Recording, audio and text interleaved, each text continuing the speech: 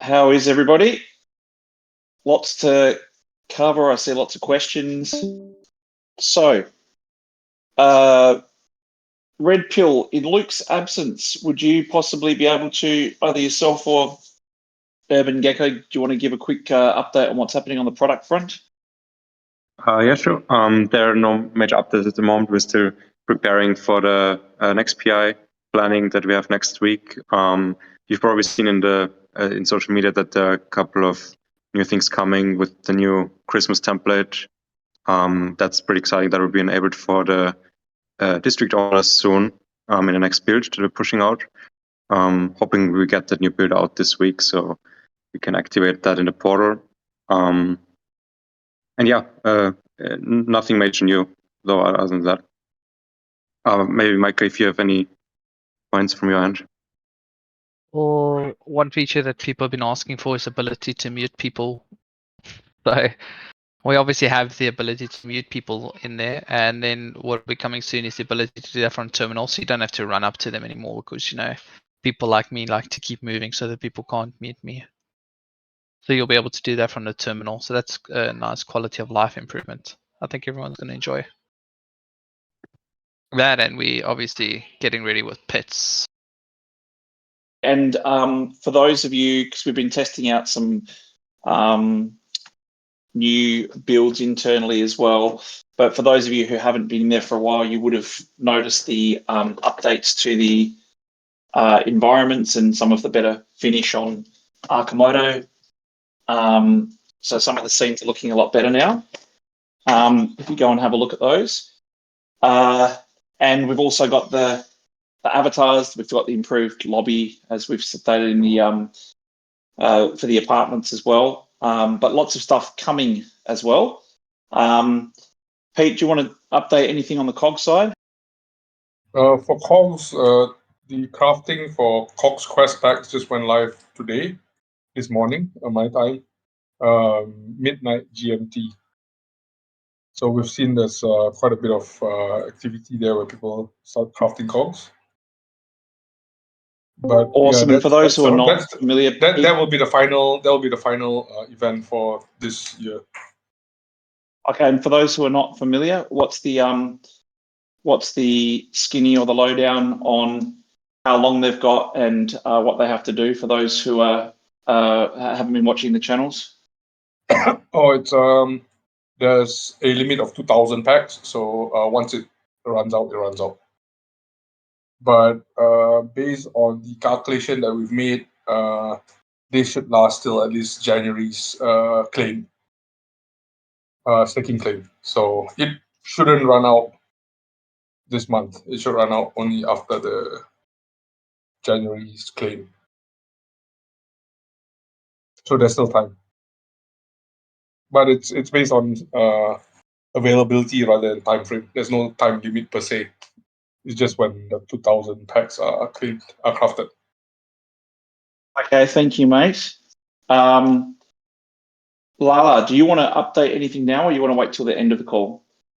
I can update a few things that's aligned with the new build that's coming up. So Yeah, I know sure. a lot of you have seen probably from last week's Friday Fireside how the new Christmas district looks like. So in the whole festivity and the gift giving and everything in between, we will be doing some giveaways for those who visit the Christmas district for 48 hours. There are many things that you guys could probably pick up. Of course, the prizes will be at random. We have some KOGs packs as usual. We have some Forsaken packs. We've also got citizens and AI apartments to give away. So, if you have family and friends who may not have those items just yet, just ask them to come on board. Register for an RFOX ID so we know who you guys are.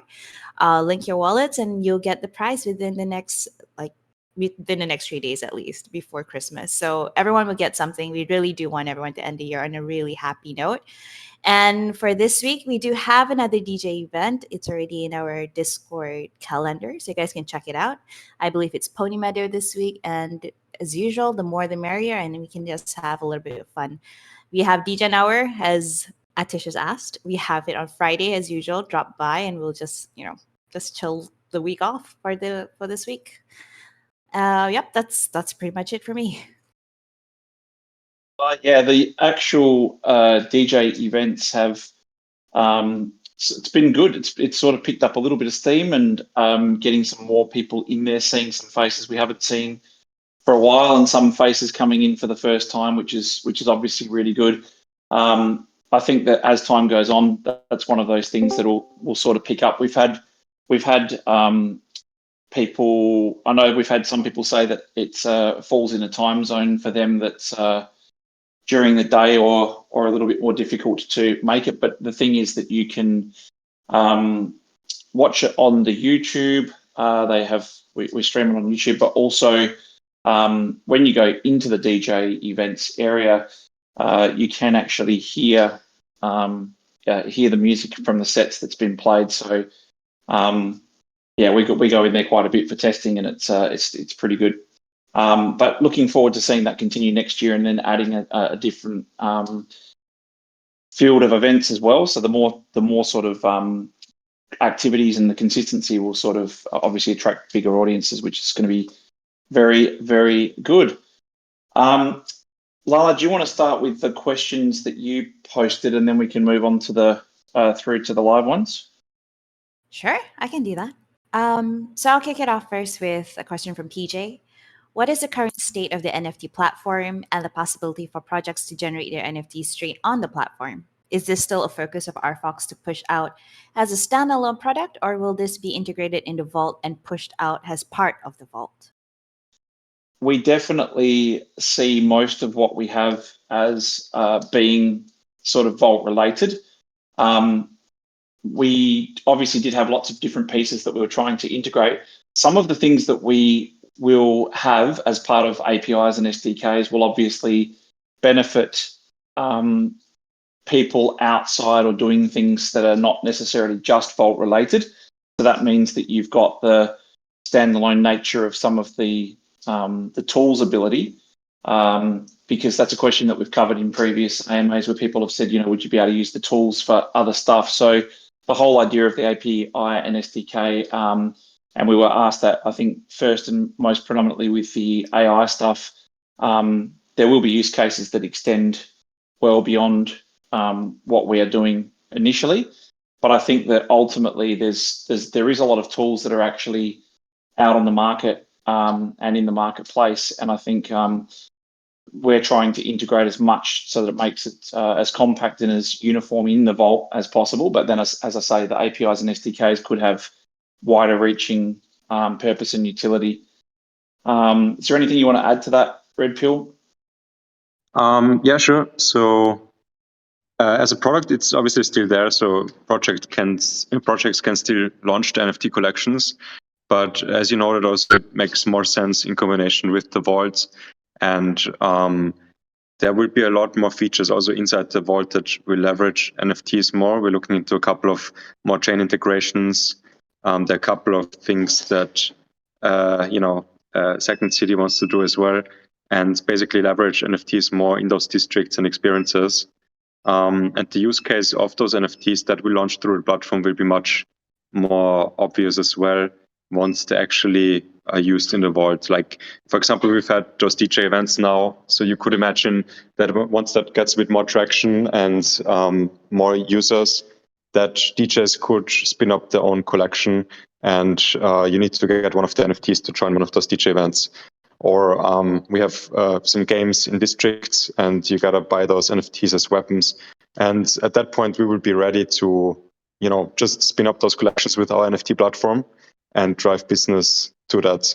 So right now, it's still it doesn't have like major user numbers yet or any of that, but we use it kind of with our users, kind of hand holding. If someone wants to create something there, we support them. But I think the main use will come once it's a bit more integrated in the Vault with use cases.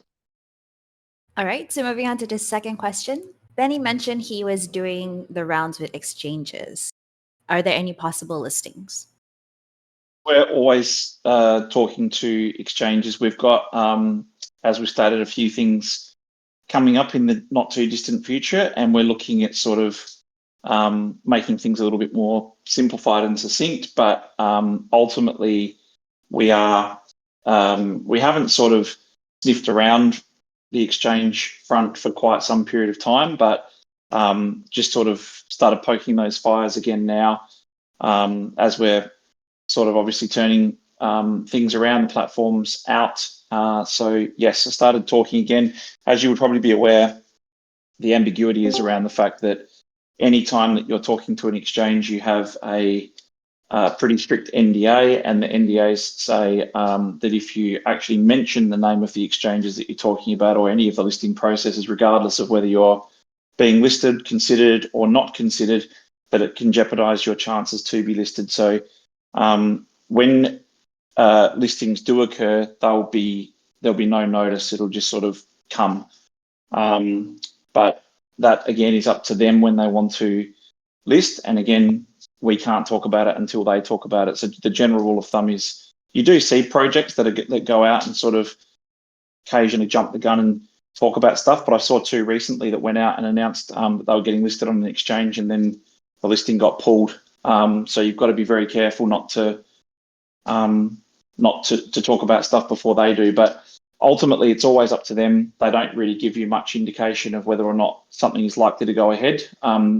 They just ask for certain details and then assess the criteria and the applications. But it is something that we're mindful of, and with the upcoming changes that we're making and pulling everything together and tying everything together, it's a more logical and opportune time to start those conversations again than it has been in the last 18 months, of course.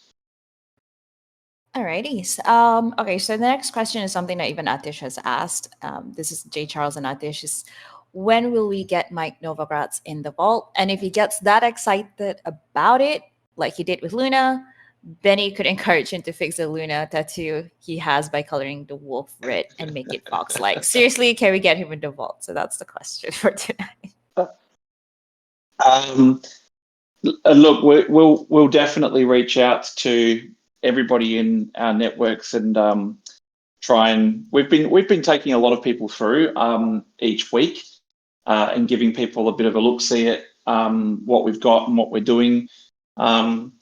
A lot of people, I guess, are sort of, as we've stated before, trying to get some sort of formation of an idea of what they could build or what they could do. But we actually do have some more influencer types coming through to have a look in the next couple of days or so that I'm helping to coordinate. But ultimately, I don't think a lot of people outside of coming in and having a look are likely or feel compelled to go out and write 11-piece threads on what they've seen. But a mention would be nice. So we'll see how that goes. But generally, as stated by Lala and Phil in the past, the feedback that we are getting has been extremely positive. But we are talking to a lot of different people on a lot of different fronts in relation to what we can do together, collabs, partnerships, marketing, all of that type of stuff. So we definitely understand, and we've said this before, and I know that you guys have been waiting for these types of things to be said, and we've talked about this for the last couple of weeks, but we've talked internally as well about transitioning from the building phase into the growth and scale phase. And we were saying to you guys many times that there's no point sort of heavily trying to get a lot of those partnerships and those and that marketing or exposure if you don't have a platform that can bring people on board. And we've still got a little bit of work to do, and we're madly trying to finish before the end of this year as well. But we really want to make it that we, as quickly as we can in the new year, change that focus to the growth and scaling and getting the word out and making sure that we have people coming in, talking about us and seeing us. And I think that the criticism that we had of ourselves and that you guys had of ourselves, and there's a few things I'll touch on tonight, was in the past bull run, we were not really, like if you think about what we have now compared to what we had back then, we effectively back then had the promise of what we have today, of this is what we'll have, this is what we're going to be building. And the market sort of came around prior to us and before we had the chance to really showcase that. This time it's a very different story. We've got the platform, we've built the whole way through the bear market. We're up to, I don't know what the public release number's up to, Red Pill. I think, are we still at 113 for public, or are we past that? But either way, it's 113. 113. Okay, so, and I think internally we're up to what, 118 or something like that. So we've got continual iterations and versions that have come out, and I think we've been quite mindful of playing the long game and making sure that we can get this order and sequence right. And if you talk to people from the team, the thing that they'll say is the criticism that they have as well is it's not a matter of not being able to get interest. It's a matter of not being able to have the resources to bring those people on if they're asking for things that are out of the box or different to what we have.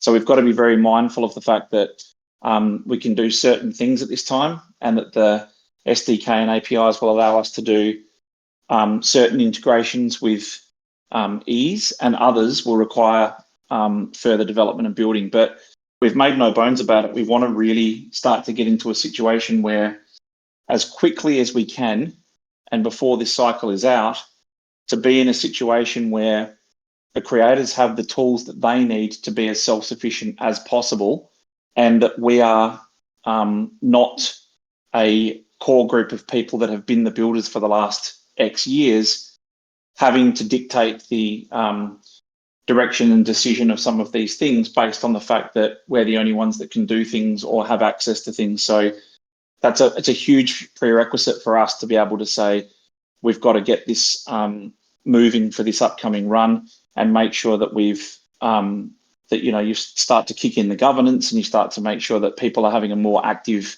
say and participation. Because if you're looking at things and you're saying, I don't like that, or I'm frustrated with that, or this could be better, or I have an idea for what I could do in that situation, we want that to be the case 100%, and that has to happen.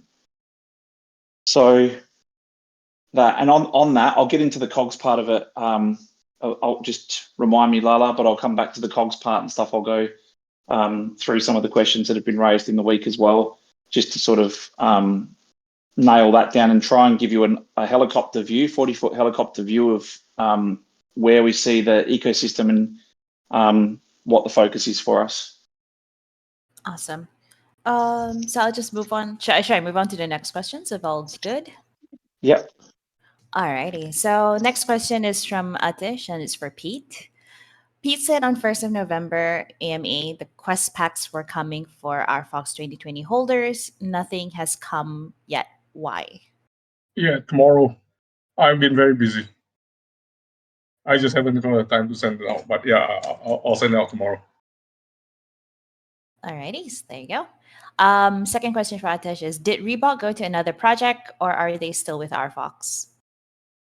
So Reebok weren't actually with us. Reebok did 2 activation events through us.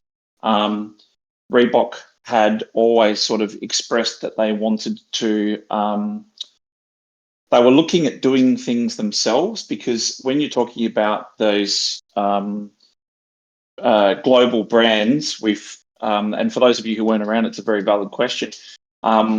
Global brands do one of 2 things. They either A, want to manage that thing end to end because of a few things. 1, reputational protection. 2, maximizing potential profit. And as you know, with the Reebok drops that went through us, it was free. And the second thing that they will also do, and I'm talking about brands in general here, will try and solicit a deal with a provider. And the way that works is those people will try and effectively work out how much they can get for it. So I'll give you an example. So a brand might come and say, I'm shopping around the potential to do an NFT collection, which has still got pretty strict parameters on it because it has to get brand clearance and all the rest of it.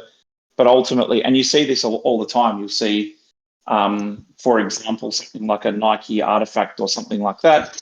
But when that first starts, they might shop around and say, who's prepared to buy the licensing rights for this NFT deal for the next X years. And a couple of years ago, in 2021, when things were running hot, it wasn't out of the ordinary for people to be asking for $3 or $4 million a year for contracts for a few and signing on for a few years. So we talked about that at length at the time, and we were saying that we didn't think that that was a good use of spend to pay big global brands that type of money to do something in collaboration, especially when they don't necessarily bring an audience. They're trying to get an audience in a Web3 space, and you're trying to get an audience in a Web3 space. What the brand does more than anything is gives you a bit more kudos, and it gives you a bit more, respect in the market. But as we've seen with a lot of those brand collabs, they've gone sour very quickly as well. So, yes, but for Reebok in specific, we did a couple of those free activation launches to give them a taste of the market, and they have, as you would have seen, gone out and announced that they're going to be doing some stuff on a particular chain. The details of which I'm not privy to, but ultimately, I'm sure that they will inevitably move towards doing things on their own, as has always been the plan. Alrighty. The next question. With the partnerships, VC funding, and share advertising hype that some crypto metaverse game companies like Decentraland, Sandbox, Futureverse have, what partnerships, VC funding, and share advertising hype does RFOX have to get the public's attention for a sustained period? So the short answer would probably be we have been talking to the partners. We've obviously talked to VCs, but as many would know, and you mentioned Novogratz before, we've had Galaxy Digital from the token side very early on, but we haven't had any of the traditional VC equity funding or anything like that. We've really been trying to make sure that we could build the platform the way we wanted to build it, and not sort of sacrifice or be made to do one thing like a wallet or an exchange or something like that. We really wanted to make sure that we built out our platform. But the hype cycle side of things, we've talked about that as well, but ultimately the getting the brands on, and if you have a look at some of those ones that were mentioned in that conversation, some people have brand partnerships with 50, 60, 70 different brands, which have to be paid, of course. And so, but you're not seeing the user numbers. But the reason is because brands should be, and once the markets are more established and metaverses have a product market fit, the brands should be paying to advertise or use these platforms. Brands will go to where the hype is. Brands won't bring the hype in. People that hold tokens or whatever might say, "You beauty, what an awesome partnership," but it doesn't actually mean anything as far as users are concerned. And outside of a bit of a clever PR push or pushing that through the right channels, that quickly dies out. And there's if we sort of asked you who has partnerships with who, people might be able to get to one or two that each person has, and then struggle to go much deeper. So what we're trying to do is form partnerships now with tool providers, technology providers. Some of those are in the Web2 space that are aligned with what we're doing and will help us to be able to do what we do better. And I think that's much more practical. Some of those have raised a lot of money in the conventional circles. And I think this is a very careful ploy by us as well, because we want to make sure that we're working with people that actually have stuff. A lot of the circles, as you know, in the crypto space, it's easy for 7 projects with 7 ideas to say that they're all working together on their ideas. We're at the stage now where we've got the platform, so we need to make sure that we're working with people that actually also have products or tools or platforms for us to really accelerate. But further answering your question, we understand the importance of getting those partnerships as we go into scaling mode. We understand the importance of getting some hype. We get that. We understand that. We're not stupid. We stand to lose if you guys are feeling as though we're not getting noticed and we're not getting attention. We're feeling the exact same thing as you. It's important that we get that recognition and attention, and it pisses us off if we see people come in and say, "Hey, I'm going to build something like this." Don't have anything other than some mid-journey generated pictures or whatever, talking about things that we know are not possible or can't be done, and seeing everybody go, "Holy shit, how come you guys aren't doing something like that?" It is frustrating, but ultimately, we've always sort of played that longer game. We've always made sure that we focused on what we're trying to deliver, and I think we're fairly happy with where we're at from a product perspective. Now we have to change that focus next year, as I say, to getting the community and the creators in and giving everybody a chance to be able to build and promote themselves. It shouldn't be just us, and that's not supposed to be the way, and it won't work if it's just us. We've got to open that up. So that's what we're working towards. But we do understand the importance. Alrighty, the last one on this list. That cat and bag parting company post on X you did, Betty. Is there a big shocker announcement, or was it more of a general statement of RFOX becoming more known to the wider public? It's a bit of both. Like that's what I was going to talk about. So it's a good segue into the rest of the stuff. And if we want to have a bit of an honesty session and all the rest of it. So we talk about a lot of different things, and I've seen some of the comments, and we do read them. We read all the comments, and I might not be active every day in the Discord channels, but we've got a lot going on, right? And we have to really focus. And I think in the early days, we sort of were still sitting around in the ideas and the planning stages. So we were a smaller team. We didn't have as much to juggle, and it was easier to sort of be much more in tune with the channel. But we've still got obviously Lala and some other people from our team that are reading all of the comments as well. But ultimately, we understand the importance of getting this stuff right. We understand the importance of KOGs. Start off with KOGs, and I'll move on to the rest. It's not like we're saying that that's the only thing that we're focusing on. It's not. We understand the importance of KOGs, and we've seen the comments that state people that got in really early did really well, and they got the staking rewards. And it's been said many times that a lot of people have, made their money back and some. And other people have said, well, we've come in later.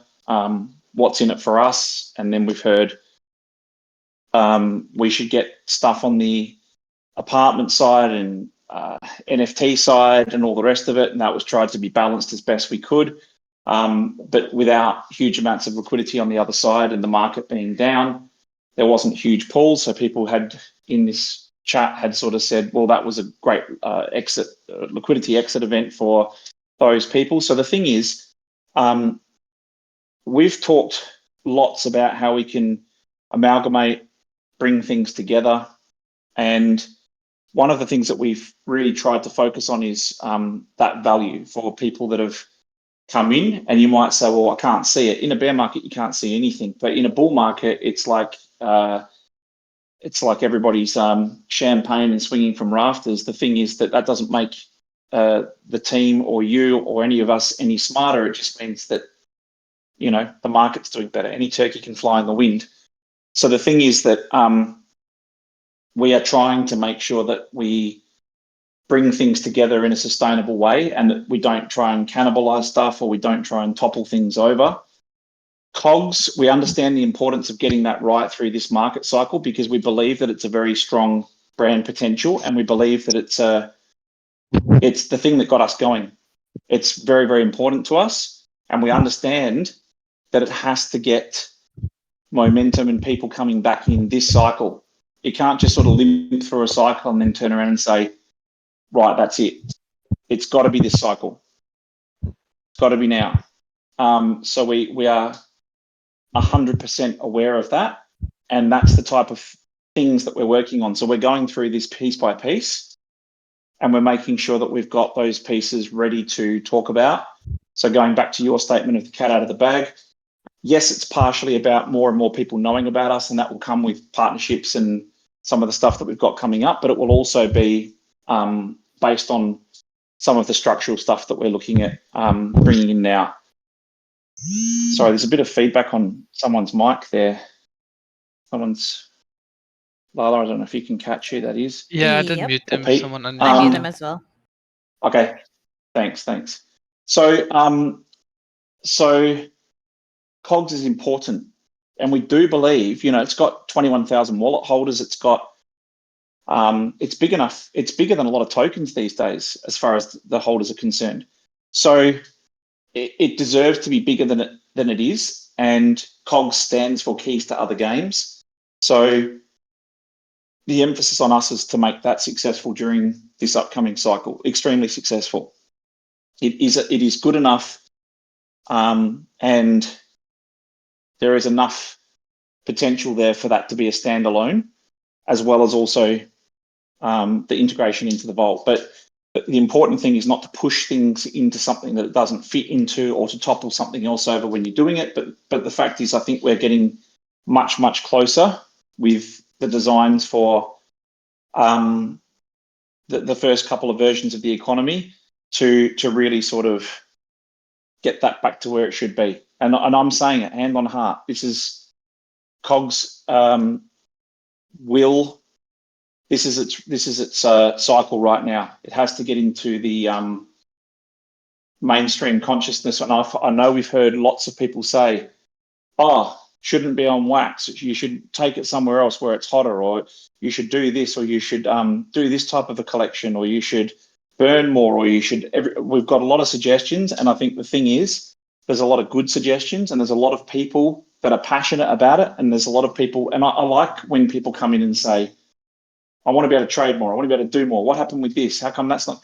The thing is, what I'm saying to you is, there's a very high probability and chance that you're going to be able to have a greater steer of that in the very near future, because it is important, as I say, that we as a team move away from being the central core decision makers or people that are responsible for stuff. This is 21,000 people, right?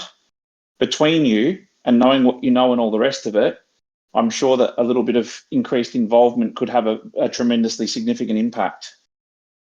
So that's all I'll say about that for now. But ultimately,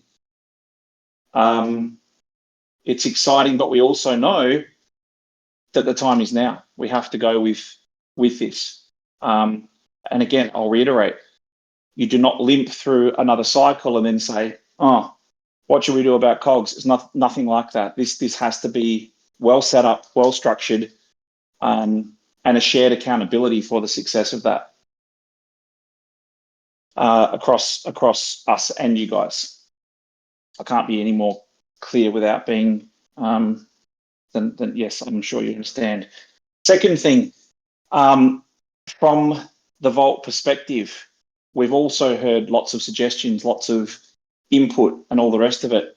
One thing that was important to us during the bear was to say, you've got NFTs, and people have said, "Well, the NFTs are down." NFTs are down everywhere. I've had DMs with people that have gone pretty hard on certain things, and I've had those people turn around when I've talked to them and I've answered their questions, and they said, "Thank you for listening. Thank you for answering the questions." But one of them turned around and said, "Look, I invested in about 8 or 9 things. They're all underwater, but there's not a lot of people left here to yell at, and I'm frustrated." Meaning that some of those other projects don't exist anymore, most of them. And that's, I understand the frustration. I understand that people want to see the market turn around and they want it to get better. What I really find hard to fathom in this space, though, is it's the only space in the world where people give very, very detailed criticism and feedback on a product that they've never used. And the reason they do that is because they think that the product feedback that they give might actually impact the token price of the product that they have no interest in using. So the thing is, we need feedback from people that actually use the products, that actually care about the products and want to use the products. And again, I've got no bones with anybody saying, I've got no interest in using your products, mate. Because I'll tell you something, out of all the projects that I invested in, I'd use bugger all products, almost none. Some of them, I wouldn't even be able to tell you what the product is. Right? And that's a reality. We're not stupid. We understand how the world works. Some of them you guys might say, well, I go into all of them and I use all of their products. That's good. But some projects you get involved in because you're interested in their product and you want to use it, and some projects you don't. And one thing that I've learned over the course of time is telling people how to fix a product that I've never used and don't really understand isn't going to get anybody anywhere. But poignant feedback on products that people use helps hugely. And we've got to really work out how to distinguish the difference between the noise and actual factual feedback that we can use. It's a hugely noisy space, right?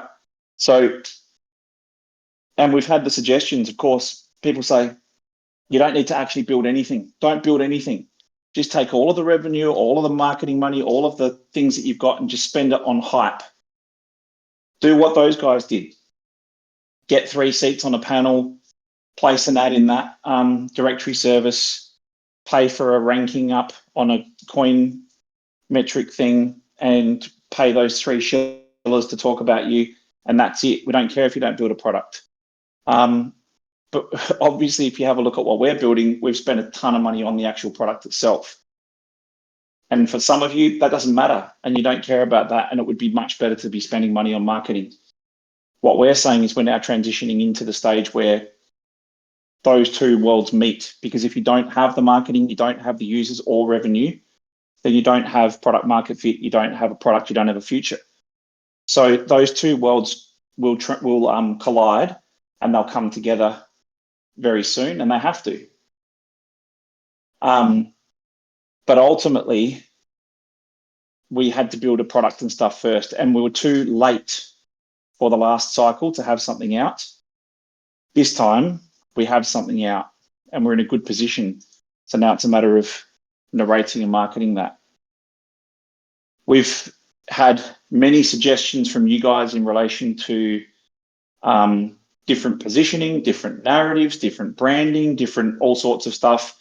And we consider that type of stuff all the time, just so that you guys know internally, we look at all of that stuff. We care a lot about this. We put a lot of work, a lot of effort, time, money into this, and we want to make sure that we get the impact.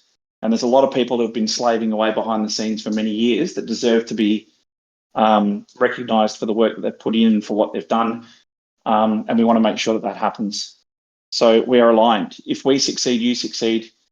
If you feel like you're failing with your connection to this, then we're definitely feeling the same thing. Yes, and so for the overall ecosystem, we've also heard that it's a little bit too confusing for people because it's too hard when people come in through the different doorways to get those connecting things. And like I said, KOGs is big enough to be its own ecosystem to a point, and also cleaning up the narrative for what we have should be a lot easier now, because we were speaking about things in pieces, and it's very sobering to hear when we talk to VCs or external parties when they say, oh, you're a gaming project, right? And you say, no. And they go, but are your games as good as someone new coming through, like Shrapnel or Illuvium? And you say, we're not building a AAA game. So you're building like simple games. Well, we're not really actually building games for the sake of building games. We're building them as examples of what can be built on the platform. Other people say, oh, you're an NFT project. I remember you from 2020 or 2021. And you say, no, that was one component of what we did. So now that we have a platform and we've pulled all that stuff together, we have to start saying we're building a metaverse platform. It still needs finishing. It still has components that need to come together, of course. But that narrative, if you watch any narrative from any categorization or the way coins and tokens are tracked and measured, they'll put you into multiple categories: metaverse, gaming, NFTs. And I was kindly reminded today by another VC, guess what 3 things were the hardest hit and dirtiest words in the crypto space? And you guys will probably know this. Number 1, NFTs. Number 2, metaverses. Number 3, Web3 games, because they were largely shit.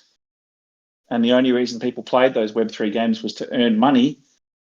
And when the money wasn't worth anything in a bear market, that became a really dirty word. And people started looking at things and saying, that's a really low effort, lazy HTML game that you've just whacked a token on top of.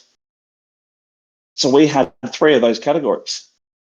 But we also have VR and AI, and those as separate things haven't gone through a proper bull market. There's been AI companies that have, from the last time, like Fetch and others, and also there's been a couple of VR projects. But as the market turns around and the narrative turns around, you know what happens, right? NFTs become a thing again when more utilities brought in. Metaverses will start to get closer to product market fit. Web3 gaming's getting better. And we're going to have those and VR and AI. So it's a matter of packaging that up and having people look at us as infrastructure and platform, as opposed to being a project that's got a couple of okay games, or a project that had a really successful NFT collection a few years ago. That's not how we need to be viewed and the narrative that we need. So we're working very, very hard on making sure that we get that message right, because we have one chance to get that right coming into this market. So yes, so that's a very, very, very long, thorough, detailed sort of view of where we're at. But this will, for us to do all of that and to make it succinct and to get it right, is a couple of pretty freaking exciting pieces. And that is the ability to sew together all the pieces that we've been building. So this is it.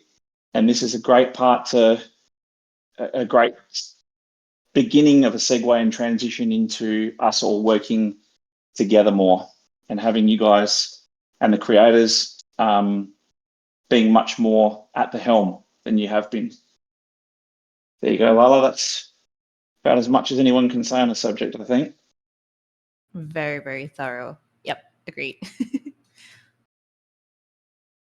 I'm looking through the questions. I don't particularly have any for this week in my DMs. I'm not sure about you, Ben, whether you have any on your side. I have a couple. Has KOGs, we obviously get a lot of KOGs questions. Has KOGs been looked at as a potential acquisition target, or have gaming companies tried to become more involved with the KOGs ecosystem? So KOGs is firmly part of our ecosystem, and we don't see that as changing at all. As far as other gaming companies are concerned, yes. And I know that probably comes from the fact that some of you have tried to push different gaming networks, chains, and companies to us to say, you guys should work with these guys. You guys should have a look at these guys. We do talk to a lot of people, and we're trying to court, so to speak, more. And we've got a few exciting opportunities on that side. But ultimately as well, because their following question was, what about fear? We're actively looking to engage people that will really give some of these things the time and attention that they deserve, especially considering where we're at and what the potential is for that in the market. So one of the things that we've had confirmed as well is that the horror VR genre is huge.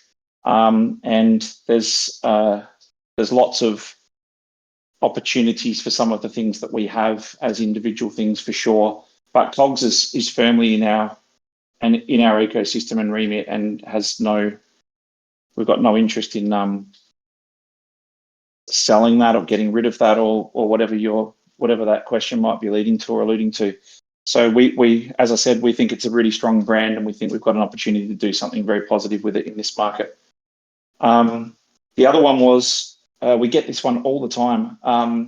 Maybe Red Pill, you can help me with this one because it's been answered a lot of times. Is the plan to move towards PC?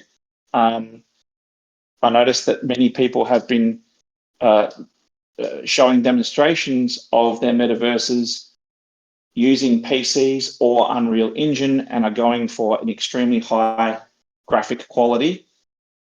Do you think that this is a disadvantage to not have a PC version of your game, meaning metaverse, I guess? The part that I'll add before I hand over to Red Pill is that that's a very different strategy. It's a very different build. It's a very different everything.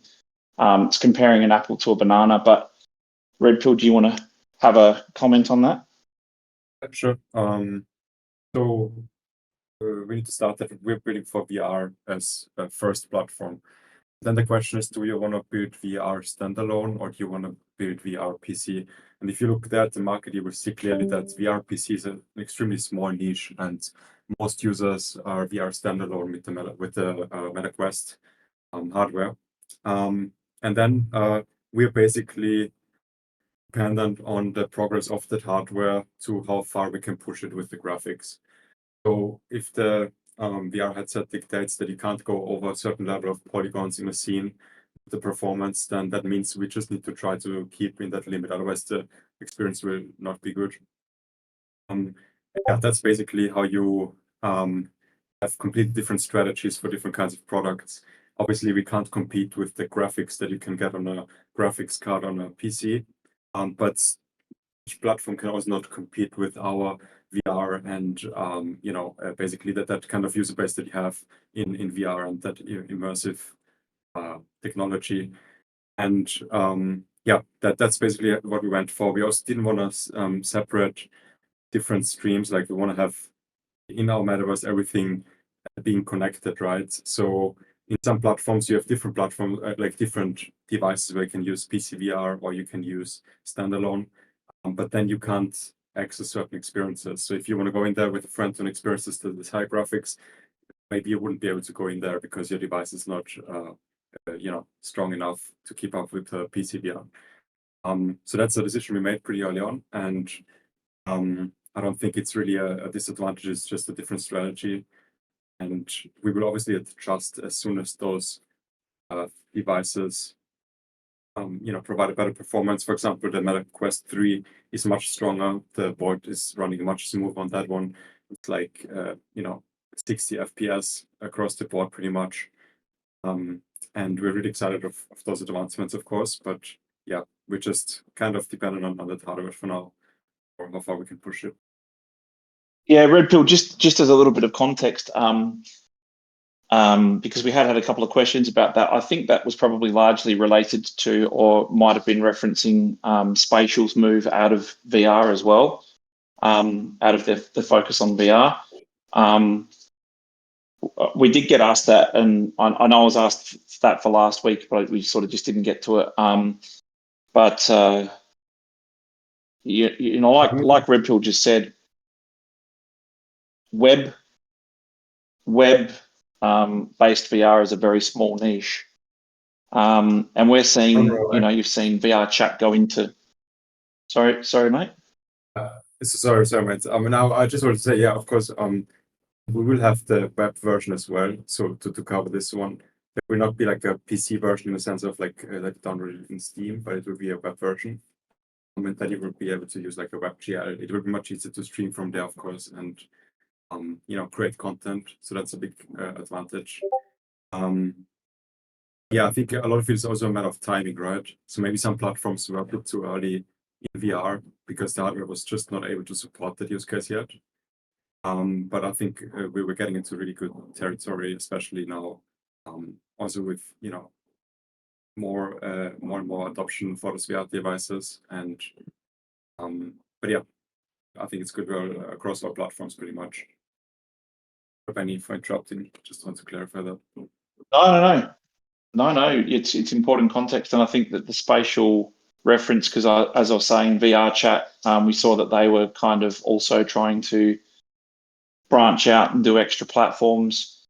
I think what's really important for us is we've seen how many VR headset users that platforms like that picked up, and it's a big enough niche for us for now, and it's also going to only grow as time goes on. So my personal preference would be I'd love to get as many people onto the VR headsets as possible, because the difference in experience is mind blowing. But I think also a lot of the comments in relation to when will the graphics get better and stuff like that. For a headset user, the immersiveness, we want to push that as far as we possibly can, of course. But for someone when it's a VR build and you're looking at it on a mobile or whatever, again, it's about engagement. That's what we've got to work on. We've got to work on stickiness, engagement, and what's going to bring people coming back in and getting people to recommend to other people. Because ultimately, again, I'll go back to the old RuneScape, Roblox, all of those old platforms had pretty shocking graphics, and a lot of them still do. And they've got 50, 100, a billion downloads and stuff. Between those guys, and the thing is that it's not about only about the aesthetics, but from a VR perspective, obviously people assume that the metaverse will be photorealistic, and you won't be able to tell whether you're in a metaverse or in your living room. There's a long way away before we get to that point, but it is obviously moving quicker and quicker. The last one I got, Lala, was Benny, have you had a chance to look at Root Network and what they're doing in their ecosystem? Any chance of RFOX taking some notes from them? This is a good one because we've had lots of talk about this over the past X period of time. We've even spoken to some of the people involved in funding that. Ultimately, the notes, as it states, everybody's still assessing those notes. Some of you guys are pretty actively involved in that community, and you know what's working and what's not working, and the pros and cons. We're working on our own system for how to bring everything that we have together. But of course, we look at what all these other ecosystems are doing and the way they're doing it, for sure. My open question back to you guys is, always want to hear your feedback on those ecosystems that you're involved in, as far as what you think has been a big draw card for getting you back in there. We've heard pros and cons for a lot of these new rollouts that have been wound up, whether it be I'm in there to try and make money back because I'm underwater, to I really like this component and this is what keeps me going back. We understand that is extremely important, and especially coming into this in this period, we've had the lessons of past cycles. We've not been in a position to capitalize on those in the past cycles. We are this time, and we've been through those cycles prior to RFOX as well. So it's not like we don't know what's coming, and it's not like we don't know how to get stuff ready and organized for that. But in all honesty, hand on heart, we were kind of scrambling a little bit in the last cycle, because we were still trying to pull the stuff together and trying to work out how to sort of get the most impact out of something that you haven't actually finished building, or you can't display, or people can't enter. This time it's a completely different ballgame. So we have a rough idea of timings and timelines, and we're sort of working towards those to make sure that everybody, gets the maximum benefit from what we're about to go through. That's all I've got from my side. We have a few questions. I think from Atish's one is about KOGs, which is, what will it take to revive those 20K KOG holders so they are trading, gaming, using KOGs, a buyback scheme by completing tasks like linking their wallet to RFOX ID, walkthrough in the vaults and finding things, etc. I'm not sure that this is something Pete would like to jump in for. I mean, we were doing all these events hoping that people will come back. But for example, like the crafting event, I'm seeing that based on the data of people staking and claiming, people are staking and claiming on a monthly basis. But as of right now, it's just hoarding the materials. So when we launch this crafting event, those there are certain accounts who don't participate. Do we consider them dead accounts? I don't think so, because they're crafting, they're staking every month very religiously. They're staking and they're claiming. They just don't use their crafting materials. So we know that they're active, but we just don't know why they're not crafting. They're definitely part of the community, because if they're claiming, they can see what's got what they can use to craft, right? Because the website, they're actually actively accessing the website. So, and I don't have to tell you guys this, because you guys probably already identified some of those accounts. Because if I can see it, you guys can see it as well. It's all the same, right? Yeah, it's a good question, and I think, like I said, COGs can really be a standalone ecosystem, as well as also being integrated into the Vault. I think it's got you guys have got some good ideas as well, as we know, and some pretty passionate views on what you think should or needs to happen. I think also getting a couple of other games to integrate or to work with COGs is also a good stepping point in the right direction as well. And if we make a few structural changes, that would be pretty easy to make happen as well. So there's lots of definite potential for sure. All right, so we have a Vault related question from Voltox. Were you able to make yet another epic Vault built before code freeze? Luke said it wasn't sure in the short time frame, so just interested to hear if we get a new Christmas present build. It's looking pretty good. We're still testing, but so far it's looking pretty promising. That's for a tight-lipped answer. Pretty good though, isn't it? Would you say that there's a fair bit of progress made between the builds, Red Pill? Yeah, of course. As I said last week, we're just onboarded a new team, a couple more developers, very experienced developers actually. So there was a bit of onboarding going on, but they're running, and yeah, we're pretty happy so far. Awesome. And just in relation to Artesh's question at the end there, where he wrote buyback scheme, completing tasks like linking their wallet to RFOX ID, walking through the vault and finding things. One of the other comments that was made in the previous question to me was in relation to tying things together through an RFOX ID. We've had the suggestion many times of linking things so that it's easy for projects that come into the Vault to be able to leverage off of the audience and to also potentially reward the wider audience. I think that's definitely a big possibility, but I think the ones that we get for COGs the most are in relation to burns, buybacks, token, we get lots of different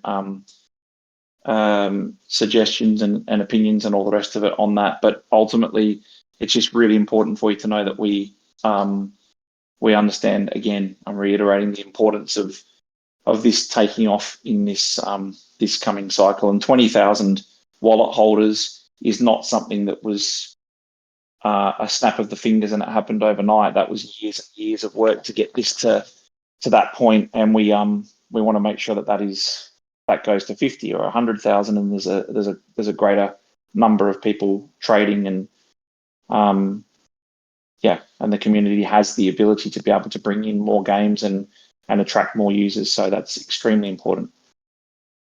All right, Lala, have we got any other last ones? Not that I see at this point. We do have some ideas. Hanford was saying idea for COGS social events in major countries for holders in real life meetup parties where there's staff that can attend. Quite an interesting one. Yeah, actually, I got one today as well. Based on it's funny. I think people are bugging us, listening to our conversations. I was talking to King of Cogs before we were watching this hilarious Trump thing, and Trump was talking about his real life. I think he said, what did he say? Collect 47 of my trading NFTs, digital NFTs, and you get one physical NFT. Someone said, have you considered to do physical COGs? That one's been brought up many times in the past, and I think we had the gold COGs, but yeah, physical. I don't know. I don't know if again, it'd be good if we get more active involvement from lots of different gaming communities, and also from you guys a bit more as well. Do you have anything else that people need to be aware of, Lala, leading into the weekend and Christmas? Like I said, we have a DJ event. We do have contests to, basically make your apartment festive. If you don't have an apartment, you can always go to the demo units. We've received quite a number of participation in that one. And for once, we're not giving away any packs. We are actually giving away $100 for the best creation. So you guys better get working on that, because you guys have about a week or so to complete and submit your particular designs. So I'm looking forward to all of those. I've been spying on a few that have been submitting, as well as the AI N.P.C.s. So yep, if you guys need any help on onboarding and understanding a little bit more, you know who to go to. You can just tag me at any questions or any supports. And if you have any issues as well, yeah, I can just always reach out to the team. You're always here. And just in closing, Voltox made an interesting one when he talked about the idea for COGs with make more out of the beautiful COGs land in the Vault, multiplayer slamming, trade in Vault face-to-face. I was talking to a couple of the team members about Shrapnel today with their introduction of, if you lose a battle or you die, then people have the chance to loot you. And one of the guys we were talking to earlier was saying, have you thought about doing something like that in Fear, where if you get caught or whatever, you can lose your COGs? There's a lot of people that have asked about wagering COGs or putting COGs up at risk and all the rest of it. Again, there's a lot that can be done in COGs land, and there's a lot that we can do to open up that ecosystem for sure. So we will endeavor to do that as best we can. Yeah, if there's no other questions, thank you very, very much for your time, guys. Appreciate your you coming and joining us tonight and listening, and thank you to the team as well for coming. And have an absolutely fantastic weekend. Get into the Vault, test out the new build when it drops, and really looking forward to seeing more of you in there. Thanks, everybody. See you over the weekend and on Friday. Bye. Cheers, everybody.